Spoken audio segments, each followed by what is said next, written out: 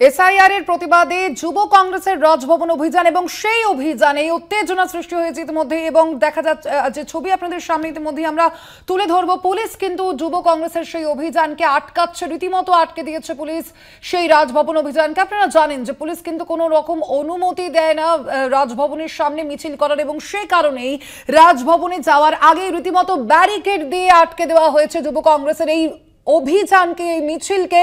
দেখতে পাচ্ছেন আপনারা সেই ছবি, এবং ব্যারিকেড ভেঙে রীতিমতো তার টপকাতে চেষ্টা করছেন যুব কংগ্রেসের কর্মী সমর্থকরা। সেই ছবি আপনাদের সামনে তুলে ধরছি। যুব কংগ্রেসের রাজভবন অভিযানে উত্তেজনা সৃষ্টি হয়েছে। এসআইআর এর প্রতিবাদে যুব কংগ্রেসের এই রাজভবন অভিযান ছিল। সুবোধ মল্লিক স্কোয়ার থেকে শুরু হয়েছিল এই মিছিল, এবং তার মাঝেই রাজভবনে যাওয়ার আগেই কিন্তু ব্যারিকেড দিয়ে এই মিছিলকে আটকে দিল পুলিশ। একেবারে সেই ছবি আপনাদের সামনে তুলে ধরছি। রাজভবনের সামনে মূলত কোনো মিছিল করার অনুমতি দেওয়া হয় না পুলিশের তরফ থেকে।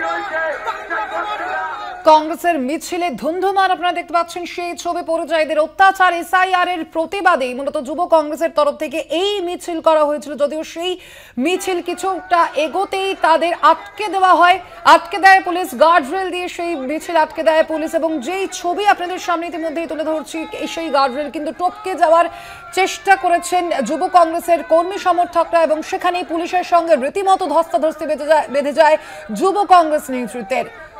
কলকাতা পৌরসভার কাছেই আটকে দেওয়া হয় এই মিছিলকে। ইতিমধ্যে আটক করা হয়েছে বেশ কয়েকজন যুব কংগ্রেসের কর্মী সমর্থকদের। সেই ছবিও আপনাদের সামনে ইতিমধ্যে আমরা তুলে ধরেছি। যুব কংগ্রেসের এই প্রতিবাদ মিছিল, এসআইআর এর প্রতিবাদে এই মিছিলে ধুন্ধুমার পরিস্থিতি সৃষ্টি হয়েছে।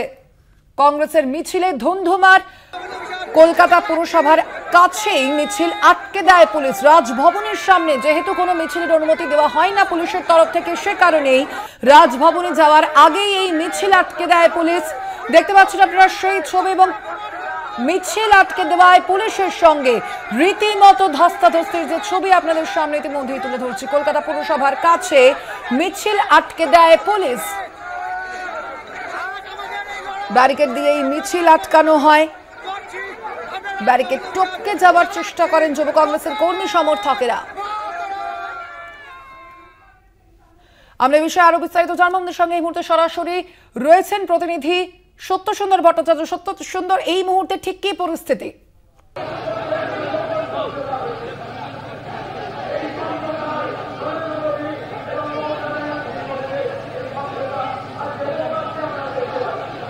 দেখো, বিজেপি শাসিত রাজ্যগুলিতে বাংলা ভাষীদের ওপর যে অত্যাচার হচ্ছে তারই প্রতিবাদে কলকাতার রাজপথে যুব কংগ্রেসের মিছিল ছিল এবং রাজভবন অভিযান ছিল। সেই জায়গা থেকে ইতিমধ্যেই কিন্তু আমরা দেখতে পাচ্ছি যে রাজভবন অভিযানের সুবোধ মল্লিক স্কোয়ার থেকে যে অভিযান শুরু করেছিল যুব কংগ্রেসের সদস্যরা, ইতিমধ্যেই কিন্তু সেই মিছিলকে নিউ মার্কেটের সামনে আটকেছে পুলিশ। গার্ডরেল দিয়ে আটকানো হয়েছে এবং ইতিমধ্যেই যুব কংগ্রেসের যে সমস্ত সদস্যরা রয়েছে তাদেরকে গ্রেফতার করা হয়েছে। যেভাবে গ্রেফতার করা হলো এবং আজকের যে দাবি ছিল রাজভবন অভিযান, কি বলবে? দেখুন, আমরা শান্তিপূর্ণভাবে মিছিল করে যাচ্ছিলাম। আমাদের দাবি ছিল যে বাঙালিদের উপরে অত্যাচার হচ্ছে বিজেপি শাসিততে। যুব কংগ্রেস নেতৃত্বে রাজভবন চলো, গভর্নর হাউসে গভর্নরকে ডেপুটেশন দেওয়ার জন্যে আমরা শান্তিভাবে যাচ্ছিলাম। হঠাৎ করে দেখলাম কলকাতা 4-5টা এসি যারা প্রমোট ডিসি হতে চান মমতা ব্যানার্জির কাছে, তারা বাঙালি নাই, তারা বিজেপির ক্যাডার। আর মমতা ব্যানার্জি নিজে একটা মুখ্যমন্ত্রী নাই, তিনি আরএসএস মেম্বার। বাঙালির উপরে জুলুম হচ্ছে, যুবগণ রাজপথে আন্দোলন করছে, তাই জন্য পুলিশ আমাদের আটকে দিচ্ছে।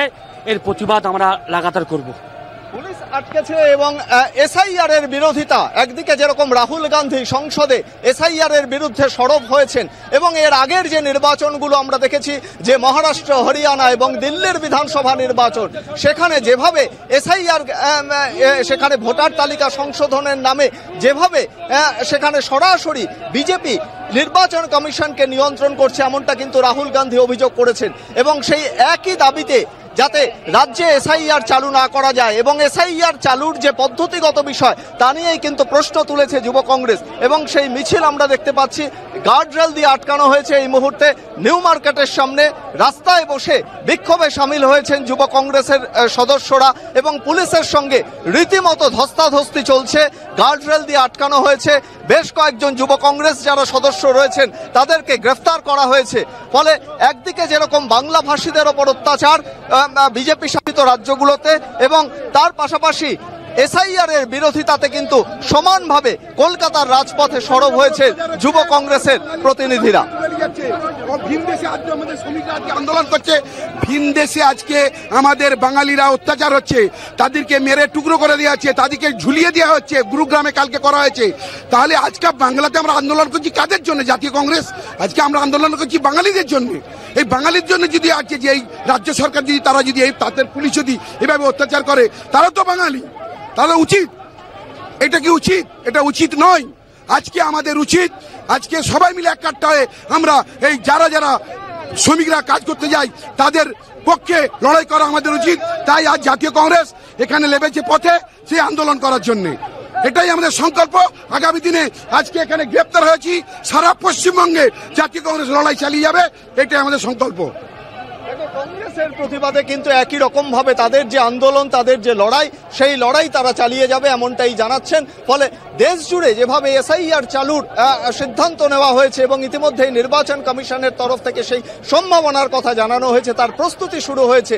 অন্যদিকে কিন্তু সংসদে যেরকম কংগ্রেস সহ বিজেপি রাজনৈতিক দলগুলো তারা সরব হয়েছে, একই রকম ভাবে কলকাতার প্রতিনিধিরাও সমানভাবে কিন্তু তারা প্রতিবাদে সরব হয়েছে। ধন্যবাদ তোমায়। আমরা কথা বলছিলাম, আমাদের সঙ্গে সরাসরি ছিলেন প্রতিনিধি সত্য সুন্দর ভট্টাচার্য।